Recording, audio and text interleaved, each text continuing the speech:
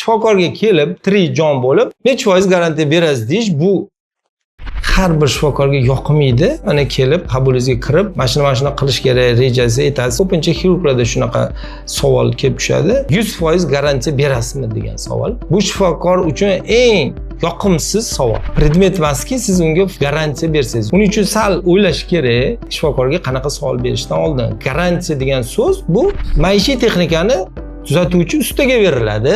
Jonsiz narsalar bilan ishlaydigan ustalarga beriladigan savol. Men shuncha davlatlarda yurdim, hozir ham chiqaman. Juda ko'p davlatlarga kasbim o'laroq.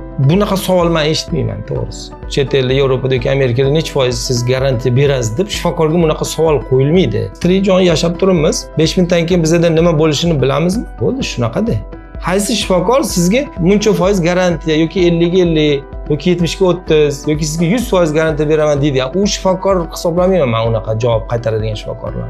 Sababini qiluvchi shifokor, shifo yaratgandan 100% garantiya berasizmi desa, 1% ham garantiya bermayman deyman. Ishonsangiz operatsiya qilib beraman. Tamom, meni javobim shunaqa. Lekin ko'rsatkichim, statistikam 96-98% bemorlarim operatsiyadan keyin batamom tuzalib ketyapti. Bu meni so'zim, bu meni patentlarim, bu meni statyalarim, bu meni ilmiy ishim. Ishonsangiz operatsiya qilib beraman, ishonmasangiz o'zingiz bilasiz.